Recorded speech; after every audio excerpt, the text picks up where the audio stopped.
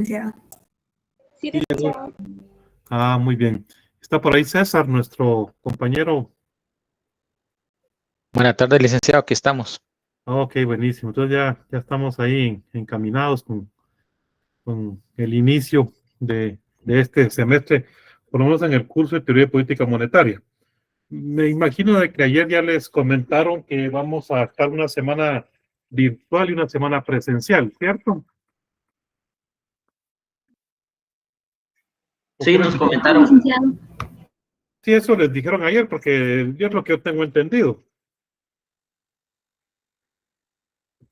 Sí, Ok, bueno, entonces no hay tanta necesidad de encender las cámaras hoy porque vamos a tener la oportunidad de conocernos presencialmente. No digo de vernos la cara porque se entiende de otra forma, entonces vamos a tener la oportunidad de conocernos presencialmente. Pues bueno, bienvenidos a este curso. A mí me gusta empezar con alguna frase, alguna máxima. Me gusta poner algún meme, algún chascarrillo de moda, dependiendo de las circunstancias y la coyuntura, porque la coyuntura política o social siempre se presta para eso. Y una noticia económica. Siempre me gusta presentar en clase eso. Una noticia económica pues relacionada con el curso, con el tema que se esté viendo. No siempre voy a encontrar, pero siempre es una forma de irnos actualizando, ¿no? Entonces, voy a estar compartiendo y de repente pues algunos de ustedes les pregunte acerca de lo que hayan leído de noticias económicas. Recordemos de que la economía es muy cambiante. Hace un año hablábamos de unos temas económicos, hoy ya estamos en otra sintonía, hoy estamos hablando de otras cosas totalmente diferentes. Con la pandemia, pues se vinieron a contradecir algunos paradigmas económicos. Y pues aquí en el curso de Teoría de Política Monetaria no vamos a ahondar tanto en eso, sino que en la parte monetaria de la economía. Sabemos nosotros, dentro de las corrientes de pensamiento, que están los monetaristas y vamos a hablar un poco acerca de lo que ellos pensaban. No me gusta hacer el curso teórico, les soy honesto, porque a veces es un poco cansado y yo lo escuché en una ocasión de alguien que estuvo en la Junta Monetaria. Él decía de que cuando empezó a representar al Congreso de la República en la Junta Monetaria, él estuvo 4 años, dice que los primeros 2 años no decía nada, porque él tenía mucha teoría, mucha teoría, y en la Junta Monetaria las decisiones eran de cosas prácticas, con base a datos reales, con base a estadísticas, a gráficas, etcétera. Entonces él tenía mucha teoría, mucha filosofía, mucha doctrina, pero no tenía nada de lo práctico. Entonces en este curso pues vamos a tratar de hacer las cosas un poco más prácticas, con cifras del día a día. A mí me encanta ver cifras del día de hoy o incluso de las últimas horas. A eso me acostumbré derivado de mi formación. Entonces vamos a hacer el intento. Pues le doy gracias a Dios. Este enero 2024 estoy cumpliendo 20 años de ser docente de la facultad. En la escuela, pues este es mis gracias. Este es mi 10º. Empecé en el 2015, en 2014 empecé en la facultad, en la escuela de economía empecé en el 2014 y hoy pues ya estamos con este curso que es la 10ª ocasión en que lo voy a impartir. El curso de Teoría de Política Monetaria no termino de aprender, les soy honesto.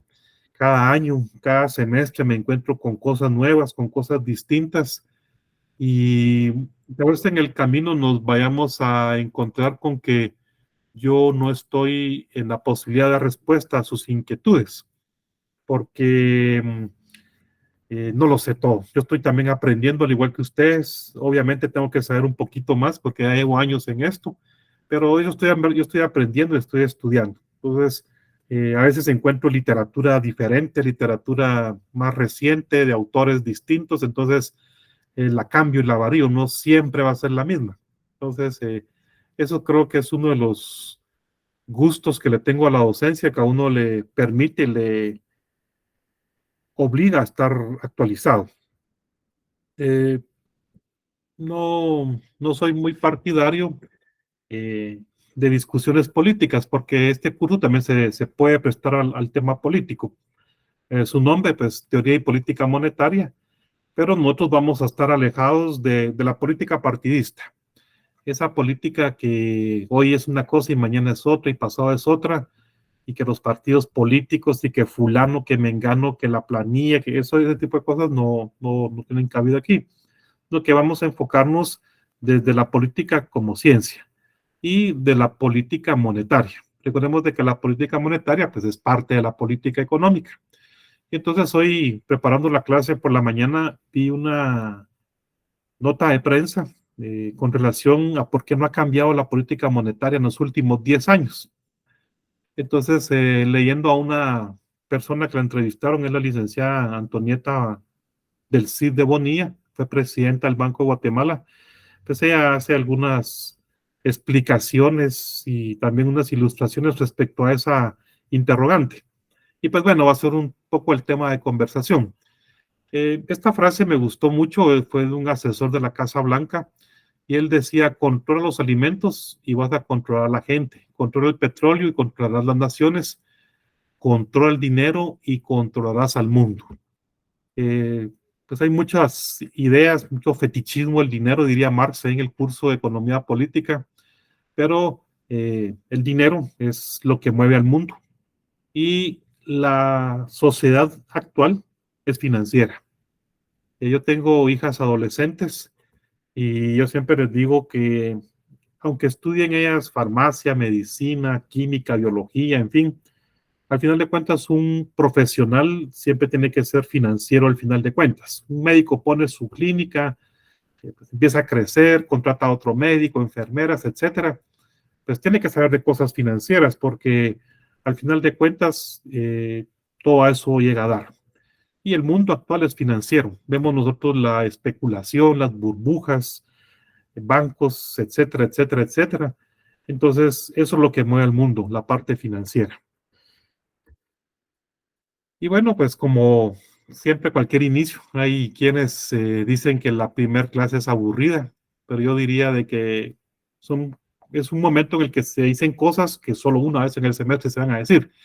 Y si usted no estaba atento, pues algún día va a quedar como tonto. Mire, pues usted nunca lo dijo. Claro que lo dije, la clase está grabada y lo dije el primer día de clases. Entonces, el primer día de clases es importante y este es el número del curso, este es el código. El prerequisito es finanzas públicas. Disculpen mi insistencia, pero si usted no ha aprobado el curso de finanzas públicas, es bienvenido, pase adelante, siéntese, pero no va a poder aprobar este curso, porque al final del semestre el sistema no me va a dejar ingresar notas. Por ahí tengo una compañera de hace 2 años en un problemón y yo no puedo hacer nada. Entonces a ella le dijeron que mejor repita el curso en el otro semestre por no haberse dado cuenta del prerequisito, etcétera, etcétera, etcétera. Entonces, tómanlo en cuenta. Finanzas públicas tiene que estar aprobado para poder llevar este curso. Y a mí no me enoja que alguien venga de oyente. La verdad es que me agradan mucho los visitantes, siempre y cuando no chinguen. Y también a veces debe ser alguna mala palabra, con perdón de ustedes, pero estamos en la USAC y ahí me siento en confianza. Bueno, su servidor, este es mi nombre, Wagner Meneses, mi correo, meneses.wagner, y quien va a estar apoyándonos en el curso en calidad de auxiliar del curso, no es mi auxiliar, que conste, sino que es del curso, es César Guzmán. Entonces también con él se pueden comunicar a este correo. En un par de días, por la experiencia, espero unos días a que ya todos estemos bien sintonizados para crear un grupo de WhatsApp. Y ahí pues vamos a estar mandando alguna información. Entonces, la otra semana más tarde, pues vamos a hacer el grupo, el chat, para estar ahí comunicándonos. Miren, yo sé, y lo anticipo, hay gente que a veces le llegan memes, cadenas, oraciones, mensajes espirituales, un montón de cosas y los comparte a los chats. Miren, no anden con esas cosas, no van a mandar aquí cosas personales, que ay, que qué bonito es lo que dijo el fulano, el mengano, ay, que qué tierno. Esas cosas aquí no van, porque la gente empieza a mandar cada cosa y después ya uno ya ni lee los chats porque empiezan a mandar cada cosa y cuando hay que leer algo importante, uno ya no lo lee porque están ahí mandando un montón de cosas que nada que ver. Y a mí en una ocasión me pasó algo delicado porque yo no leí el chat en vista de que mandaran cada cosa. Y fue un día en el que no tenía que ir a trabajar, yo llegué a la oficina puro mudo porque no leí el chat. Entonces, no manden cosas así, oye, manden lo que en realidad es desde el curso. Lo demás, pues a sus amigos, familiares, hay manes de las cadenitas, que el pastor, que el padre, que no sé quién dijo, que aquí, que allá. Eso pues con sus cosas personales, aquí no van. Pues, como les comenté hace un rato, llevo 20 años trabajando en docencia. Es una profesión que me gusta mucho y yo estoy aquí para aprender, pero también quiero que ustedes se lleven algo para su desempeño profesional. Y esta frase, pues el mejor profesor no es aquel que sabe más, sino aquel que hace que el alumno aprenda más. Creo que con César esa va a ser nuestra misión, dejarles conocimientos, herramientas, instrumentos para que ustedes los puedan aplicar en su vida profesional. Hoy que ya van a hacer los exámenes presenciales, pues se va a mitigar un poco el tema de los fraudes. Yo sé que ustedes pues siempre han hecho las cosas bien, nunca han incurrido en prácticas fraudulentas, pero nos da más confianza y más certeza en los exámenes presenciales, a diferencia de los virtuales que se podían prestar a muchas cosas. Entonces, pues esperamos de que esos conocimientos que ustedes vayan adquiriendo, pues se vayan reflejados en las notas. A mí nunca me han importado las notas, es decir, si un estudiante tiene que sacar 100, pues se le pone el 100, y si un estudiante debe sacar 0, pues se le pone el 0. Nunca me ha preocupado eso, y tampoco soy feliz con que pierdan muchas personas, sino que lo más satisfactorio para mí es encontrar a compañeros ya profesionales en el desempeño de sus labores y que me digan que lo que aprendieron conmigo les ha servido. Esa es la mayor satisfacción para un profesor, créanme. Entonces, al final, pues ustedes son los mejores jueces de un profesor, así como les pasa con los amigos y compañeros del colegio, del nivel medio, ¿verdad? Entonces, ustedes se encuentran a uno de ellos en la calle y se ponen a recordar de profesores, y el fulano, el mengano, el perencejo era así, así, así. Pues bueno, así van a hacer con nosotros cuando estén ustedes como economistas en la calle trabajando. Nos van a recordar como buenos o como malos o como que aprendieron mucho o poco, pero ahí van a ser ustedes nuestros jueces cuando estén en la calle en el desempeño de su profesión. Y ahí va a ser mi satisfacción, saber de que son exitosos, que les va bien y que han podido aplicar lo que se les enseñó en la clase. Pues bueno, el contenido del programa a grandes rasgos. La verdad es que no me voy a poner aquí a leer el programa porque ya se los mandé. Entonces aquí tenemos las unidades, contenido general del curso. Por lo que se ve, está cargadito. No hay mucho chance, mucha holgura para darnos el lujo de repetir temas y que le demos al mismo tema. Entonces, es importante que ustedes pues, asistan cuando sea presencial y se conecten cuando sea virtual. Y pues con que usted asista, haga las tareas y lea en su casa, pues tiene aprobado el curso, no se preocupe. Pero si usted no hace esas tres cosas, entonces pues al final pues van a tener resultados no muy gratos. Y eso pues no depende de nosotros con César, sino que eso ya depende de ustedes. Pues fíjense que la política monetaria de nuestro país está anclada a la inflación. Eso es lo que va indicándole a la autoridad monetaria si la política monetaria está, está ejecutándose de una manera apropiada. Entonces, la inflación desde el punto de vista del Banco Central, desde el punto de vista monetario. Porque cuando nosotros miramos la inflación, como el curso de macroeconomía, tal vez ustedes vieron en los cálculos un empalme, inflación interanual, intermensual, etcétera. Eso es importante entenderlo. Pero aquí en el curso también nos vamos a enfocar a la interpretación de la inflación desde el punto de vista monetario, de la política monetaria. Porque es una forma distinta de ver la inflación. El presidente del Banco de Guatemala, la Junta Monetaria, tienen una visión distinta de cómo lo mira el gerente del INE, que es el mismo dato, La metodología pues, ha sido consensuada, ambas partes conocen la metodología de cálculo de la inflación, pero la visión, la perspectiva es distinta. Entonces aquí vamos a ver la inflación, eso no aparece aquí, es una parte introductoria. Y ya después entramos a la parte del dinero y la economía, la banca, etcétera. Pero antes de esto vamos a hablar un poco de la inflación en un par de clases. Tampoco vamos a dedicarnos a hablar solo de la inflación en todo el semestre porque no es el fin del curso, pero es una herramienta importante porque la política monetaria gira en torno a la tasa de inflación. Inflación alta, pues hay que revisar la política monetaria. Inflación baja, pues depende, si está por debajo de la meta, también hay que revisarla. Y si la inflación está dentro de la meta, entre 3 y 5%, pues ha sido una política monetaria donde sus instrumentos han sido aplicados de una manera apropiada. También si la inflación está por debajo de la meta o si hay deflación, eso también es un problema. No crean ustedes de que qué bueno que los precios están bajando, porque eso tiene su efecto en economía y solo como pincelada lanzo la curva de Phillips. Ustedes pueden analizar la curva de Phillips y pueden interpretar qué es lo que está pasando cuando hay deflación. Muy bien, entonces, a grandes rasgos, estos son las unidades del curso que vamos a trabajar en este semestre. Espero que a todos les haya llegado el programa y cuando les llegue la evaluación que ustedes me tienen que practicar, entonces, pues ahí ponen un chequecito de que sí, donde dice el profesor entregó el programa del curso el primer día de clases. Ahí me ponen que sí, porque yo sí ya se los mandé, ¿oyeron?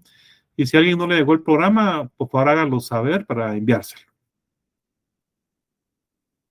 Muy bien, ¿cómo vamos a jugar? Pues las comprobaciones de lectura y laboratorios tienen una ponderación de 20. Es importante que ustedes lean y hagan laboratorios porque están preparándose para los exámenes.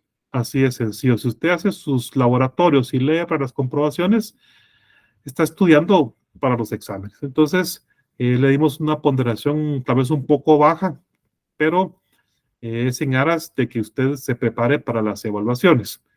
Y si usted hizo los laboratorios bien y leyó a conciencia para la parte esta de los 20 puntos, tenga por seguro que le va a ir muy bien en los parciales y en el examen final, que no le quepa la menor duda. Entonces, así va a ser. Comprobación de lectura y laboratorios, 20 puntos, cada parcial 25 y el examen final de 30. No tengo fechas de exámenes parciales, yo quisiera tener desde hoy las fechas para programarme bien, pero en la escuela no es costumbre publicar fechas de parciales al inicio del semestre, pero más o menos son la misma época en la que fueron el año pasado. Entonces ahí ya me voy organizando de qué tanto avanzar o poner el fast forward a la clase. Viernes nos va a tocar a las 19 horas. Este viernes no tenemos, sino que hasta el siguiente, el 26, 9 y 23 de febrero, en marzo 8 y 22, y en abril 5 y 19. Estos son los viernes en que vamos a tener clase en el salón 210. Fíjense que yo tengo un poco de confusión, tenemos que aclararlo bien en la escuela, porque inicialmente nos dijeron que los viernes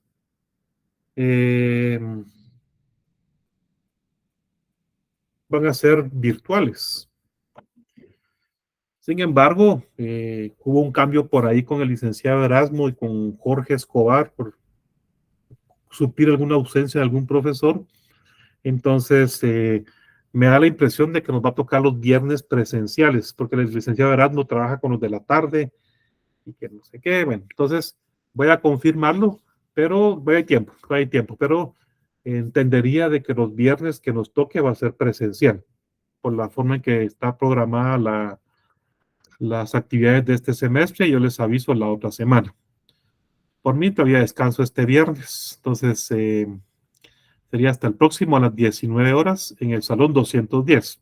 De igual manera, si fuera virtual, pues ustedes son el 207B, pues les damos acceso con los chicos del 210 si fuera virtual y ahí trabajamos como lo han hecho ustedes en años anteriores. ¿Ustedes son de la pandemia o todavía están en un año presencial?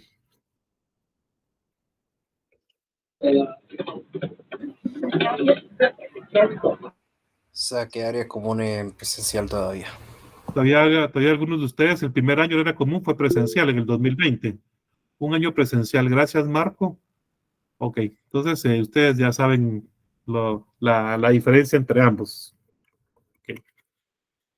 Yo he trabajado con chicos solo virtuales en los últimos años, entonces no sé cómo les ha ido a ustedes, pero bueno.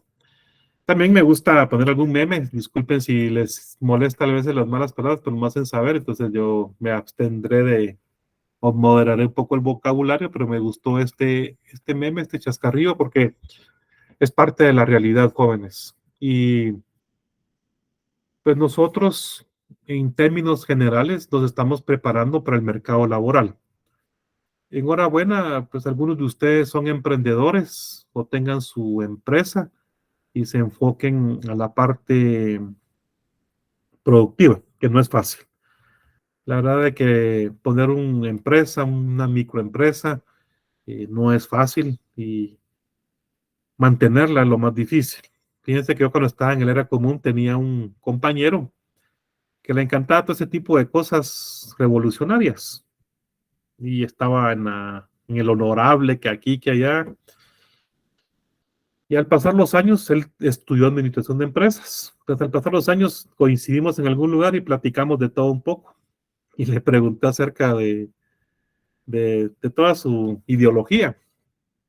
Y me contó de que no.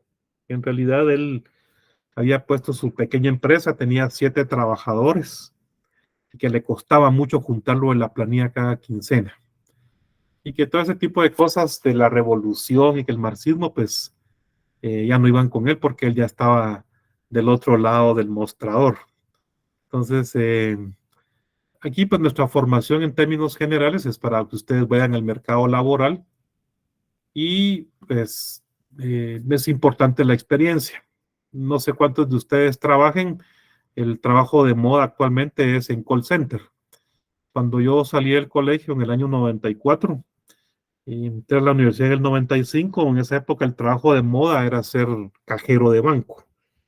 En ese tiempo habían 34 bancos en el sistema, el doble de lo que hay ahora.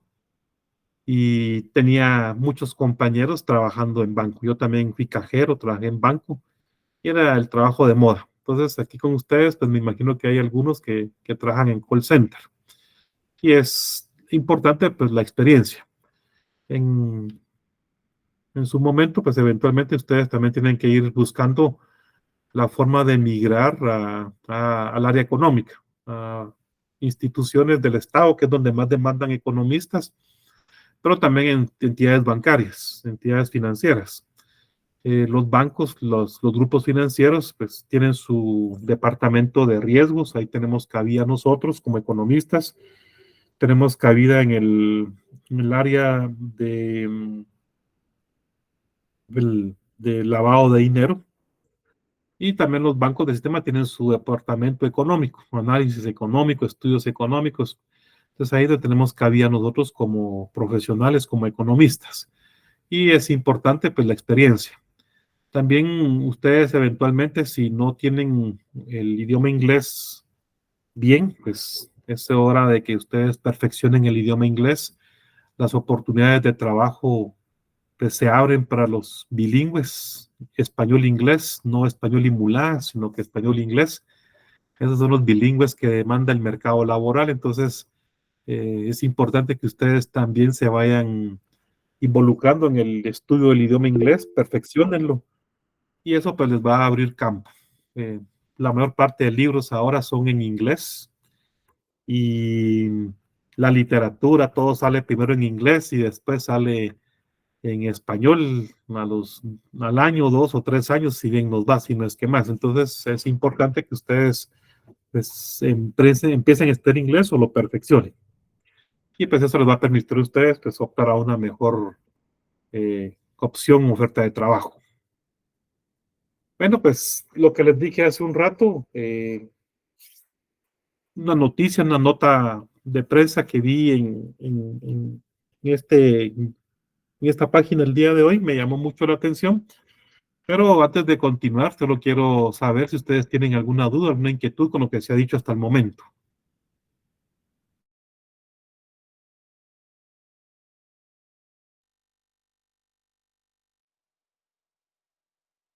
No, listo. La información.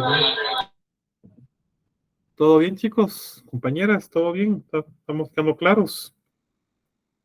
Sí, todo bien. Todo bien, ok. Perfecto. Bueno, entonces vamos a leer un poquito acerca de esta noticia para empezar a familiarizarnos con el curso. Y pues bueno, los lineamientos de la política monetaria cambiaria y crediticia para este año son los mismos de años anteriores. Alguien una vez hizo una crítica donde decía que era un copy-paste la política monetaria cada año. Pues yo no lo miraría tan así, pero tiene muchas cosas que se conservan, ¿no? Y entonces, desde el año 2013, es de que se fijó esta meta de inflación, 4%, más o menos 1. Hace un rato yo dije de que la meta de inflación está entre 3 y 5%. Pues bueno, aquí está, ¿verdad? 4% más menos 1%, más 1, 5, menos 1, 3. Entonces, entre 3 y 5% es la meta de inflación. Ese es el horizonte de largo plazo que la Junta Monetaria propuso para la meta de inflación en el año 2013. Y desde ese año se ha mantenido esta meta. Algunos bancos centrales han bajado esa meta. El Banco Central Europeo en su momento, Costa Rica también. Puede hacer de que el Banco de Guatemala en algún momento baje esa meta. Sin embargo, el año 2023 pues fue el doble de la inflación. La inflación el año 2023, 2022 respecto al 21 fue del 9%, 9,60 y algo por ciento. Y en el año 2023 respecto al año 2022 fue 4 punto algo, no estoy seguro el dato. Entonces, en el año 2023 se cerró dentro de la meta, pero en el año 2022 no. Entonces, esa volatilidad y en los años de la pandemia, pues la inflación fue baja y después fue alta, entonces ha tenido volatilidad, no siempre ha estado dentro de la meta. Entonces, creo que las autoridades monetarias de nuestro país se han replanteado modificar la meta o dejarla unos años más en eso. Bueno, ¿eso a qué obedece? En el año 2006, 2005, recordaba yo que fue aprobado, pero entró en vigencia en el año 2006, un esquema de trabajo que se llama Esquema de Metas Explícitas de Inflación, EMEI, Esquema de Metas Explícitas de Inflación. Es una metodología de trabajo en el que el ancla de la política monetaria es la tasa de inflación. Este método de trabajo fue utilizado por primera vez en Nueva Zelanda, este país de Oceanía. Ellos fueron los pioneros y pues se fijaron una meta de inflación y los instrumentos, que lo vamos a ir viendo en el transcurso del semestre, los instrumentos, todo eso va orientado a una meta de inflación. Bueno, entonces, ¿qué se hacía antes del año 2005, 2006? Que la meta de inflación estaba anclada a agregados monetarios. Agregados monetarios me refiero a M2, que es un agregado, no es calibre de arma, sino que es un código de un agregado monetario que tiene todo el numerario en circulación, es decir, todos los billetes y monedas que están circulando en la calle, más todas las captaciones que tienen los bancos del sistema. Entonces, los medios de pago totales, o el M2, la emisión monetaria, todos los billetes y monedas en circulación, más lo que tienen los bancos en su caja. Y luego estaba la emisión, el M2 y el M1, que es todos los billetes y monedas en circulación, más los depósitos monetarios. Entonces, la política monetaria del año 2005 para atrás, desde que se creó el Quetzal, estaba enfocada en controlar estos agregados monetarios. Pero en el mundo y en Guatemala también se empezó a percibir con la modernización financiera que ha habido en todo el mundo, con el desarrollo de la tecnología, etcétera, que en realidad esto iba a pegar directamente a la inflación. La inflación, al final de cuentas, es un fenómeno puramente monetario en el largo plazo. En el largo plazo, el exceso de billetes y monedas en circulación va a provocar un alza de precios.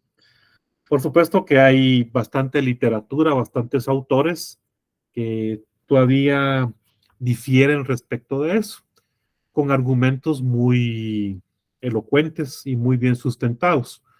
Uno de mis economistas favoritos de Guatemala se llama Juan Alberto Fuentes Naito.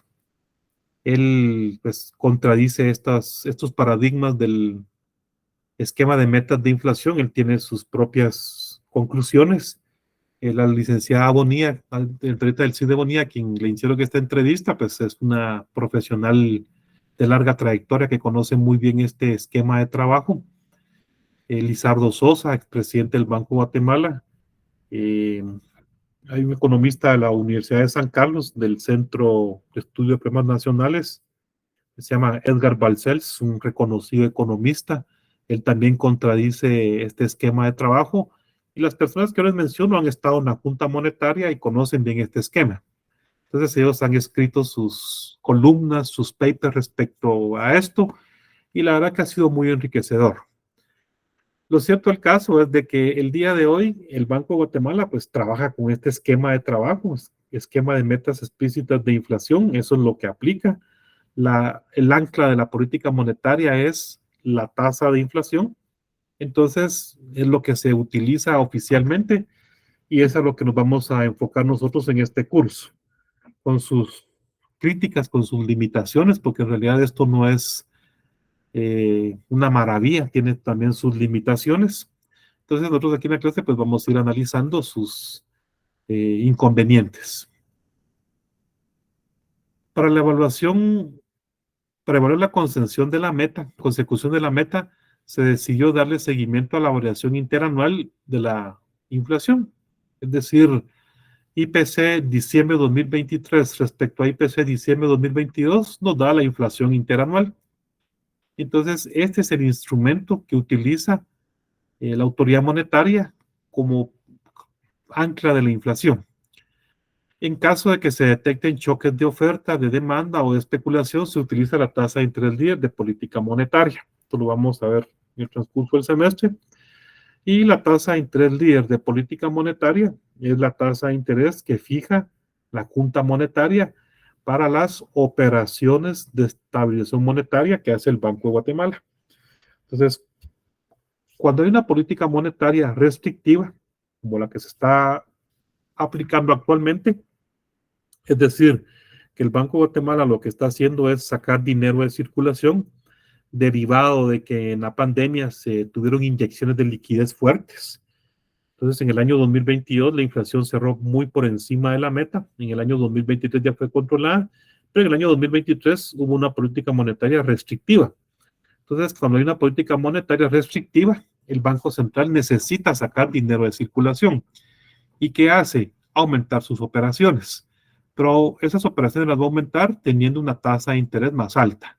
Esa tasa de interés, que se conoce como tasa de interés líder o tasa de política monetaria, pues el Banco Central la subió en el año 2023, y de haberla tenido a finales del 2022 en 0.75, el año pasado cerró en 5. Entonces la fue subiendo de forma gradual durante todo el año 2020. 1.75 fue en el 2022 a finales, y en el año 2023 la subió de forma gradual hasta cerrar en 5%. Entonces eso trajo consigo pues aumentos en las tasas de interés domésticas. De repente usted o algún cercano pues, se ha quejado con justa razón de que en el banco le subieron la tasa de interés y es un problema. Entonces, pues en parte obedece o se explica a esto. Están las autoridades monetarias pues aplicando una política monetaria restrictiva, por supuesto dentro del esquema de trabajo que se llama esquema de metas de inflación. Entonces, esta metodología de trabajo la ha orientado a que la inflación sea baja, que esté dentro de la meta. El hacer que la inflación sea baja y que esté dentro de la meta, pues hace uso de instrumentos de política monetaria. Un instrumento son las operaciones de extensión monetaria. Otro instrumento es el encaje bancario. Entonces, estos principalmente, porque hay otros, pero principalmente estos dos instrumentos de política monetaria, la autoridad monetaria los ha utilizado, principalmente las OEM, en el año 2023 para sacar dinero de circulación. Entonces, eso ha traído como consecuencia un aumento en las tasas de interés domésticas. Y por ahí usted pues ha escuchado muchas quejas de que las tasas de interés domésticas de un préstamo de una vivienda, de un vehículo, pues han aumentado en el año 2023 y que es una M, etcétera, etcétera, etcétera, etcétera. Pero obedece en gran medida a esto. Entre las novedades de este esquema de trabajo y de lo que van a hacer este año en la autoridad monetaria, que es lo que tiene pensado, siempre en la línea de esta noticia de que la política monetaria pues sigue siendo muy, muy parecida cada año. Lo novedoso para el año 2024 en cuanto a fortalecer el mecanismo de transmisión de la política monetaria, porque hay un mecanismo de ajuste. Es decir, de que si hoy la autoridad monetaria anuncia de que va a subir la tasa de interés líder, ya mañana la inflación está baja. Eso no es cierto, eso no se da. Entonces hay un periodo de tiempo. Hay unos autores que dicen 8 meses, otros dicen 9, otros dicen 14 meses, en lo que se da el proceso de ajuste de la política monetaria derivado de una modificación en la tasa de interés líder. Entonces hay un mecanismo de transmisión de la política monetaria. Y la novedad para este año, de acuerdo con esa entrevista a esta experta en política monetaria, es de que el mecanismo de transmisión de la política monetaria se va a fortalecer y una de las novedades sería la aceptación de anotaciones en cuenta de bonos del tesoro que las entidades financieras utilicen como garantía en operaciones de inyección de liquidez en dólares que realice con el Banco de Guatemala. Entonces, ¿qué quiere decir esto? Que los bancos del sistema adquieren bonos del gobierno. El gobierno de la República en el presupuesto contempla la emisión de bonos para financiar el presupuesto. Entonces, esos bonos van a poder ser utilizados para realizar operaciones de extracción monetaria. ¿Qué hace el Banco de Guatemala? Va a poder aceptar bonos a los bancos del sistema. Entonces, esa aceptación de bonos le va a permitir al Banco Central sacar dinero de circulación, pero con papeles, que se conoce como OMAS, operaciones de mercado abierto. Entonces, como que la novedad, la variación de este año.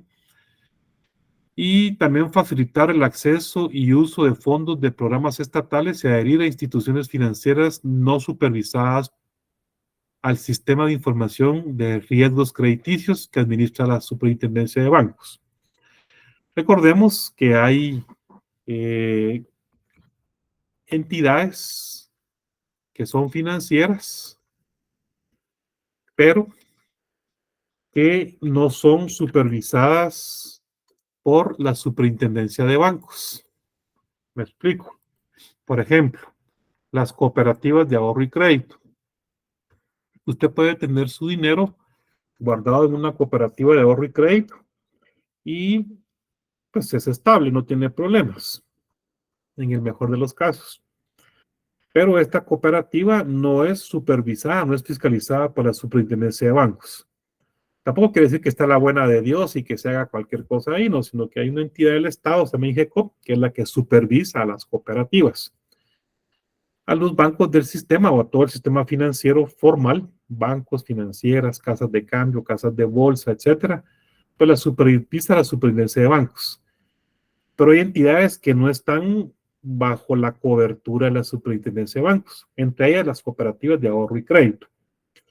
Entonces, se pretende fortalecer el acceso y uso de fondos de programas estatales y adherir a las entidades financieras no supervisadas al sistema de riesgos que administra la Superintendencia de Bancos. Es una novedades de la política monetaria para el año 2024, de acuerdo con lo que dice esta experta. En el transcurso del semestre vamos a ir viendo despacio a qué nos referimos con todo esto. Por eso lo quise dar una pincelada y traer a colación la noticia económica que me gusta mencionar siempre que empiezo una clase. Las noticias no siempre van a ser del día de, porque a veces encuentro noticias que me gustaron y que están relacionadas con el curso. Esta es del 9 de enero, esta es de la semana pasada, pero todavía está vigente. Creo que todavía tiene eh, su cometido, su fin. Bueno, me gusta empezar los semestres con alguna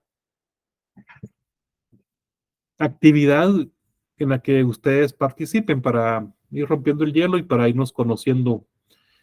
Y fíjense que nosotros como economistas, no sé si a ustedes les habrá pasado, pues somos como una especie rara, estamos en peligro de extinción porque cada vez hay menos economistas. Si nosotros lo miramos a nivel de la facultad, creo que son 22,000 estudiantes inscritos. De esos 22,000 estudiantes inscritos en la facultad, pues habrán como 400 en la escuela de economía, ¿sí? Inscritos. Entonces, no somos ni el 1%, somos que casi 2%. Entonces, hice mis cuentas, 400 dividido 22,000, somos el 1.8% de la facultad, del 2%, digamos. La verdad es que somos muy pocos estudiantes comparado con el resto. Y entonces ustedes lo habrán experimentado en el era común. A veces preguntan, ¿y quiénes dan para administración? ¿Quiénes dan para auditoría? Todo el cerrotal levanta la mano. ¿Y quiénes dan para economía? Uno que otro, y a veces estaba apenas levantar la mano. Entonces, somos pocos. Y pues a veces cuando uno está en algún ambiente social y dan color de que unos economistas, a veces la gente le pregunta cosas y le dice cosas. Y yo he tenido la experiencia de que a veces no me dejan ni hablar, porque todo el mundo sabe, todo el mundo conoce, todo el mundo entiende de economía. Entonces, pues yo lo que hago es quedarme callado y a veces pues los dejo hablar y que sigan hablando sus cosas. A veces me he encontrado con gente que conoce mucho y que habla cosas con mucha propiedad y que ha leído. Y a veces me meto con cada mula que dice cada cosa y que es atrevido para hablar. Fíjense que hace algunas semanas en estas actividades de fin de año, pues tuve un evento social y ahí platicando en la sobremesa de todo un poco, pues alguien egresaba a la facultad, pero no digo la carrera y no era economía, dijo de que las reservas del Banco de Guatemala ya se habían agotado desde los años 80 y que no había nada y que era una M y empezó, ¿verdad? Y pues yo no dije nada, solo lo dejé hablar y habló y habló y habló, yo me fui y siguió hablando. Bueno, la verdad es que las cosas no son así, pero digamos, él se puso a decir. En una ocasión me preguntaba una persona de nacionalidad holandesa, eh, bueno, yo vivo en Antigua, eso les quiero contar, yo vivo en Antigua y este lugar pues se presta a convivir con gente de diferentes nacionalidades. Entonces en un evento X social, pues platicando de todo un poco, pues salió eso de que dónde trabajas y qué has hecho en tu vida. Entonces, hablando de esto, pues este ciudadano holandés me decía que por qué no el Banco Central de Guatemala agarraba todo el dinero que había en las reservas y pagaba la deuda externa. Entonces es una buena pregunta. Y entonces aquí le titulé yo a este tema preguntas para economistas, o sea, para ustedes de no economistas, es decir, de la gente, cosas que le preguntan uno en la calle, son cosas que a mí me han preguntado, han sido recurrentes. Entonces, pues bueno, ustedes ya son estudiantes de quinto año y fíjense que yo cuando hablo de que doy clases en la escuela de economía y que son estudiantes de quinto año, pues lo miro yo con mucho respeto, porque ustedes ya llevan 4 años aprobados en su mayoría de la carrera, ya están cerca de cerrar pensum, ya están a pocos pasos de ser profesionales, entonces yo no les puedo dar paga, yo no les puedo venir aquí a ustedes a decir alguna cosa sin sentido porque ustedes con mucha propiedad me van a corregir. Como que yo me venga aquí a decir que la curva de demanda tiene pendiente positiva. Creo que ustedes me van a corregir y me van a decir, no, la curva de demanda tiene pendiente negativa porque hay una ley, la ley de demanda, etcétera, etcétera. Entonces, yo tengo que estar pues en términos generales, bien preparado para dar el curso. Entonces, tengo entendido de que ustedes pues ya están duchos en la carrera, ya sacaron las 3 macros, ya ganaron finanzas públicas, ya ganaron las micros, ya ganaron metodología de la investigación.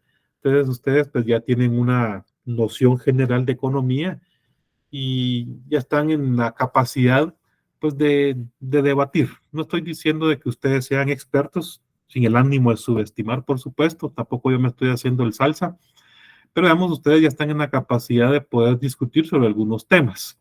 Entonces, pues a mí me gustan las cosas de forma colaborativa. Nunca me han gustado las imposiciones, porque yo cuando impongo las cosas, pues lo hago con un tono de voz más alto. Entonces, a veces la gente, más que todos los jóvenes conmigo, en los lugares que he trabajado, pues se sienten cuando yo subo un poco el tono de voz e impongo las cosas. Entonces, me gusta todo colaborativo. Entonces, me gustaría de forma colaborativa, de forma voluntaria, pues que algunos de ustedes me den su opinión. ¿Por qué el Banco Central no sale y le da dinero a toda la gente y disminuye la pobreza en Guatemala? Son preguntas ocurrentes, pero las he encontrado. Realmente algunos de ustedes la han encontrado y pues me gustaría escuchar qué responderían a eso.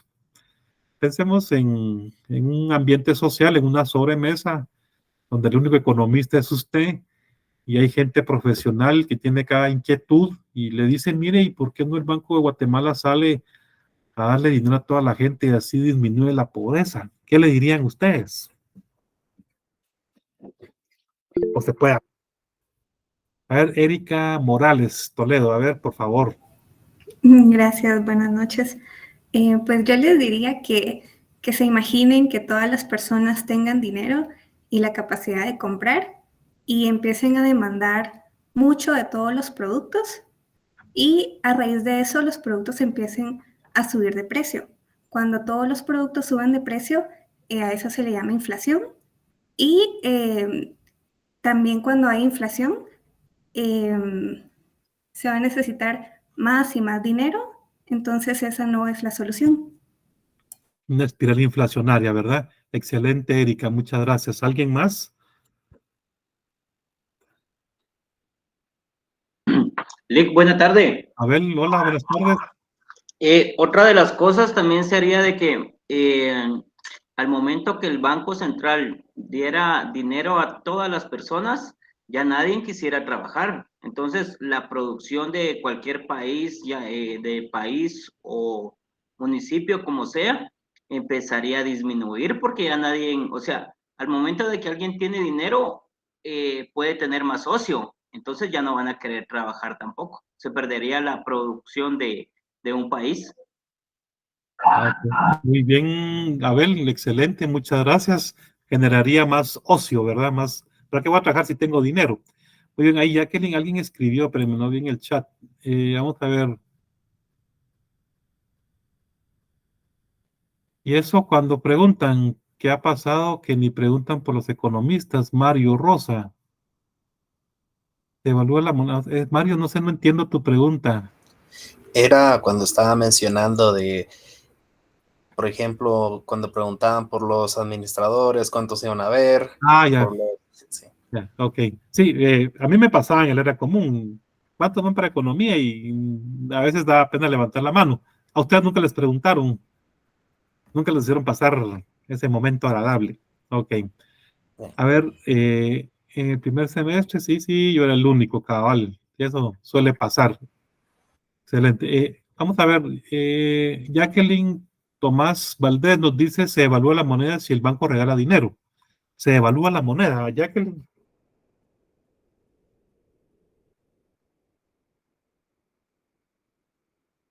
Yo creo que Jacqueline no quiere hablar hoy. Pero fíjense que no puedo encender el micrófono. Ok, no tenga pena.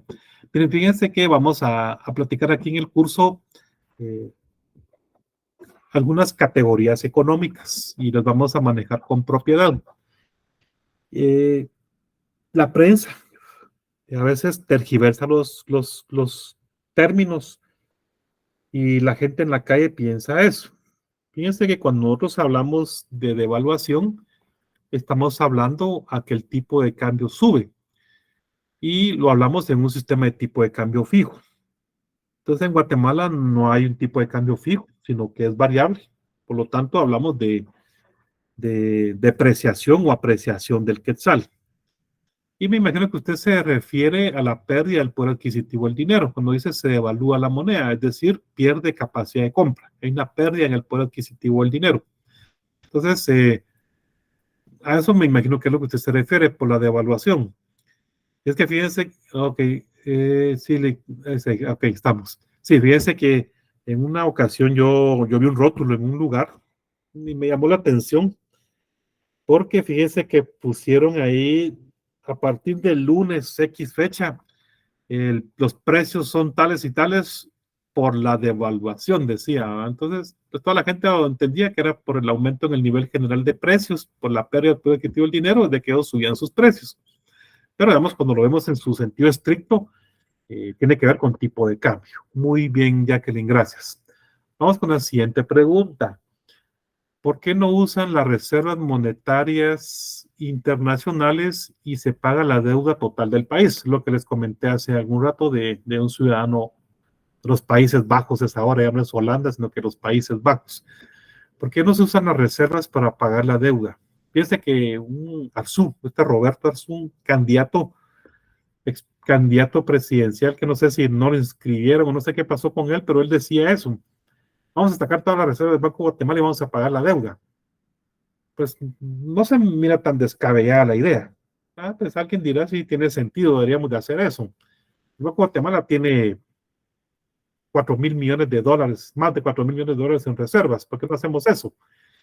Bueno, pregunta para todos. ¿Quién quiere ayudarnos a responder a esa interrogante? Mario Rosa, gracias, te escuchamos. Bueno, primero preguntaría, ¿verdad? Que ¿cuál es el punto negativo de la deuda? Me refiero en el sentido de que la deuda es un instrumento más. Y dependiendo del tipo de deuda que se contraiga, naturalmente, si hay una deuda con interés excesivo, pues tal vez estará en el interés del pueblo, pues tratar de reducir este tipo de deuda mala. Pero al final la deuda, como había dicho anteriormente, es un instrumento, una forma de invertir. Y al final la Reserva Internacional es otra herramienta que se puede utilizar para para poder responder a estímulos externos, a las inevitables crisis que se vienen, ¿verdad? Entonces, sería como renunciar a un seguro, hacia lo inevitable para básicamente nada, ¿verdad? Porque la deuda al final solo está generando un interés que si se invirtió de manera adecuada, pues no debería ser realmente un problema tener deuda. Muy bien, excelente, Mario. ¿Sí? Fíjense que las reservas monetarias internacionales, hay momentos en los que otra vez me mete a la página del Banco de Guatemala y les enseño las cifras. Hoy estamos aquí platicando un poquito, no voy a presentar las cifras porque podríamos ver el dato de real de cuánto hay de reservas el día de hoy. Hay más de 4,000 millones de dólares en reservas que tiene el Banco de Guatemala. Y como mencionó Mario, pues esas reservas son lo que le dan al Banco de Guatemala una posición respecto al sector externo de confianza. Por ejemplo, un importador guatemalteco va a comprar maquinaria en China. Entonces, en China, pues le van a vender en dólares la maquinaria. No creo que le pidan yuanes, tal vez le pidan euros, pero bueno, le van a pedir dólares. Y entonces ellos no conocen mucho a Guatemala, ni saben que existe. Y entonces ellos dicen, bueno, y este comprador potencial que quiere una máquina de 3 millones de dólares en Guatemala, y ese país, ¿qué moneda tienen? Tienen quetzal, pero tendrán dólares, porque nosotros queremos dólares, no que nos paguen en quetzales, ¿verdad? Sí, pues ese país tiene un buen nivel de reservas. Entonces, esta persona que quiere comprar maquinaria tiene el respaldo del Estado, del Banco Central, de que hay un buen nivel de reservas y que esta persona, en el momento de adquirir un bien en el extranjero, va a poder conseguir dólares, divisas y poder pagar ese bien que va a importar. Entonces, las reservas le dan pues una posición positiva de confianza de nuestro país respecto al sector externo. También Si nosotros vemos el tipo de cambio, hacemos una gráfica del tipo de cambio en los últimos 5 años, pues vamos a ver que ha tenido fluctuaciones, pero no han sido volátiles, no ha habido mucha volatilidad, sino que en términos generales ha habido estabilidad en el tipo de cambio. Esa estabilidad del tipo de cambio pues ha sido gracias al nivel de reservas, porque cuando el tipo de cambio empieza a subir o a bajar, hay unas reglas, lo vamos a ver al final de la última unidad del curso, cuando hablemos de la política cambiaria. Hay una regla de participación por parte del Banco de Guatemala en el mercado cambiario. Entonces, fija bandas, 2 bandas, en las que el tipo de cambio tiene que mantenerse en un día.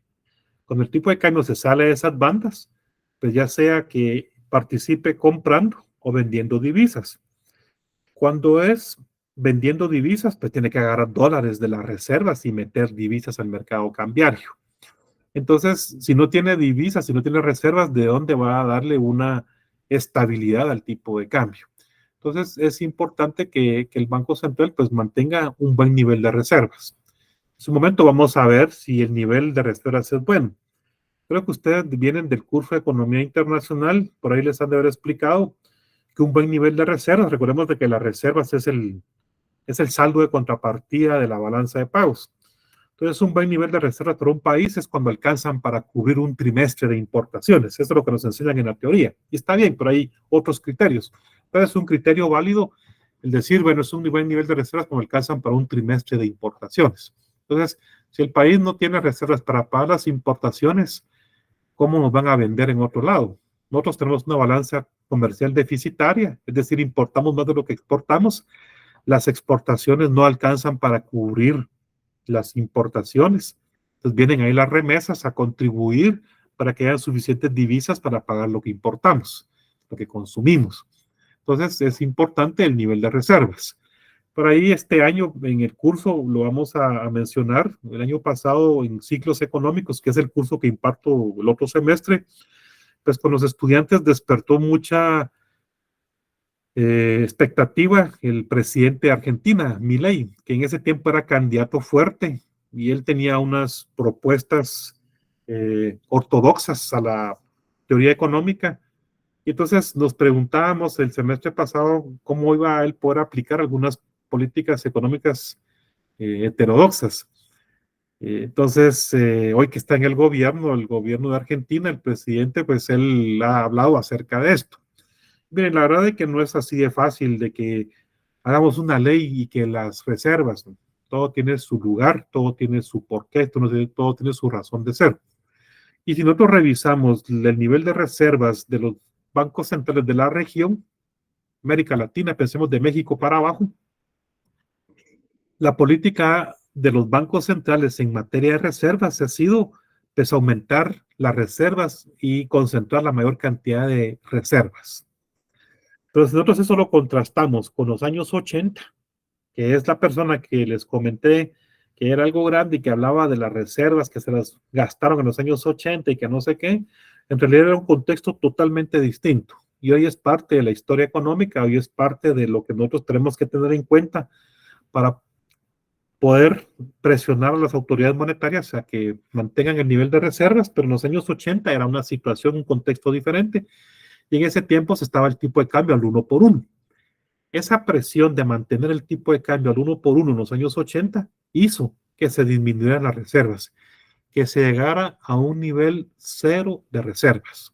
Y entonces, pues en los años 80 se dieron las políticas de ajuste estructural, que es lo que pretende hacer el gobierno de Argentina. El nuevo gobierno de Argentina, con Milei a la cabeza, quiere hacer políticas de ajuste. Pero la teoría económica y a nosotros como país, como Guatemala, pues nos enseñó la historia, el día de hoy nos enseña a que las políticas de ajuste tienen que ser mesuradas y graduales, porque van a pegar directamente con la sociedad, la parte de la sociedad más vulnerable, con la pobreza, con la desnutrición, con los indicadores sociales. Y no podemos darnos el lujo de descuidar los indicadores sociales. Fue nuestra terrible experiencia en los años 80, en los años 90 se vivió los efectos de esas políticas de ajuste y producto de ello se crearon algunas instituciones que iban a mitigar esos impactos de las políticas de ajuste, entre ellas se recordarán de FONAPAS, el FIS y algunos fondos sociales. Llegaron a ser 7 fondos sociales que en su momento fueron buenos, pero el cáncer de nuestra sociedad latinoamericana, y no solo aquí, en toda la región, el cáncer, la corrupción. Esos fondos sociales después se corrompieron, se politizaron, se tergiversaron y terminaron siendo una mierda, así como lo oyen, y disculpen la expresión, pero esos fondos sociales ya desaparecieron y terminaron siendo focos de corrupción espantosos, sin supervisión, sin fiscalización, eran la chequera del presidente, hacían y deshacían. Que su razón de ser era mitigar los impactos de las políticas de ajuste. Entonces, volviendo al tema de las reservas, que me estoy desviando un poco, es importante que las reservas sean un buen nivel. Y entre más reservas tiene acumulado un país, su posición respecto al sector externo va a ser más favorable. La siguiente pregunta: ¿por qué se habla de inflación tan baja si en la calle los precios son muy altos? Y esa es la queja recurrente es porque el crecimiento es diferente a desarrollo. Cuando hay desarrollo económico se incluye otros indicadores de calidad de vida. Muy bien, Jacqueline. Excelente, muchas gracias. Y César ya les compartió por ahí un link para que ustedes se registren. Gracias, César. Jacqueline, excelente. Y pues miren, como lo mencioné Jacqueline, no es lo mismo crecimiento económico, desarrollo, y tampoco es lo mismo progreso, son cosas diferentes. En el curso de ciclos económicos lo vamos a profundizar. Aquí solo nos quedamos con que no es lo mismo crecimiento económico que desarrollo, son cosas distintas. Pero digamos, el ama de casa en la calle, cuando va al mercado, se da cuenta de los precios. Y la economista por excelencia es el ama de casa. ¿Quieren ustedes saber de economía, quieren saber de precios? Hablen con su mamá, hablen con el ama de casa. Y ella les va a hablar de economía y les va a dar una cátedra que los va a dejar con la boca abierta. Pero entonces ella va al mercado y se encuentra con que subió el tomate, subió el maíz, subió el pollo, etcétera. Entonces viene el INE y dice que la inflación cerró dentro de la meta, que fue baja y estable, y usted ve de que el ama de casa se queja en la casa de los precios. Bueno, entonces, ¿qué pasa? ¿Está mal calculada la inflación o no tenemos bien claro el concepto?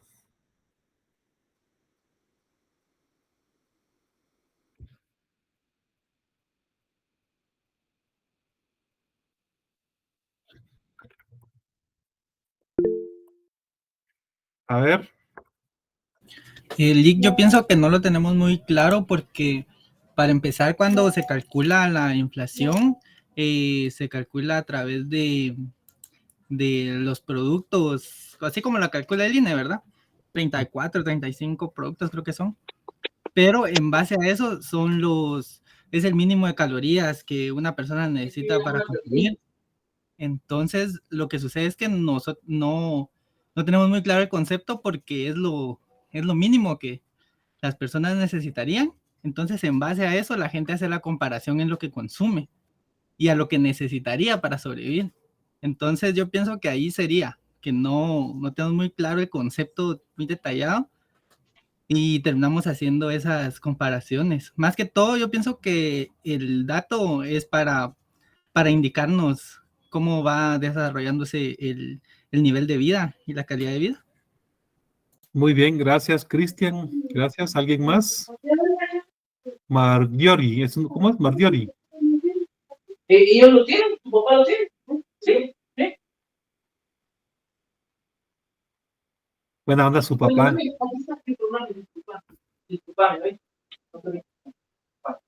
Pégale. Pégale.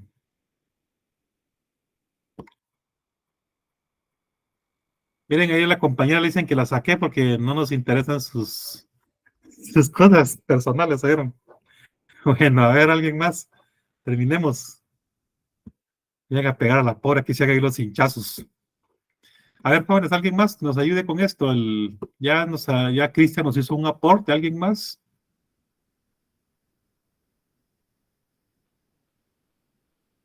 Bueno, está bien, no quieren responder esta, ya están ahí con que van a entrar a la otra clase. Voy a terminar con esto. Miren, primero que todo, la inflación la calcula el INE y tiene una metodología de trabajo. esta metodología de cálculo pues tiene el aval de instituciones internacionales, no es solo de que la directiva del INE la autorizó y ya estuvo, sino que tiene una metodología consistente. A veces confundimos lo que es la canasta básica vital con la canasta básica de alimentos y la inflación. Están relacionadas, pero no son lo mismo. Una cosa es el cálculo del IPC, que con base a las variaciones del IPC se tiene la tasa de inflación. El IPC en nuestro país lo construye el INE con base a cotizaciones de productos en todo el país y lo hace mediante un índice tipo Las Peires. ¿Todavía es tipo Las Peires, César? César Guzmán, Disculpe, licenciado, es que estaba haciendo el formulario. Sí, es un Raspberry modificado, lo que todavía lo usamos para la nueva base también es el mismo. Excelente, gracias. Entonces es un número índice, ya lo vieron en estadística, tipo Las Peires modificado, y esto es lo que utiliza el INE para su construcción del IPC. Simplemente construye el índice IPC con base a 900 productos, ¿verdad, César? Que cotiza en las 8 regiones del país. Para la nueva base que salió, son 930 variedades. 930 variedades. Excelente. Entonces, hace esas cotizaciones en las 8 regiones del país. Entonces, con base a esas cotizaciones, construye un número índice, el IPC. Con las variaciones del IPC hablamos de la tasa de inflación. Y termino con esto. La canasta básica de alimentos y la canasta básica ampliada o vital están relacionadas, pero son cosas diferentes. Y como lo mencionó, ay Dios mío, el compañero que me antecedió, tengo mala memoria para los nombres, es con base a las kilocalorías que debe consumir una persona cada día. Entonces, la canasta básica de alimentos tiene que ver con esas kilocalorías, pero eso es distinto al IPC, es distinto a la inflación. Está relacionado, sí, pero son cosas diferentes que lo vamos a empezar a ver el jueves o la otra semana. Estamos por hoy, son las 19 horas. Les agradezco su participación, su tiempo, su paciencia, su disponibilidad. Nos vemos el martes a esta misma hora. Excelente noche, cuídense bastante. Gracias, Gracias, licenciado.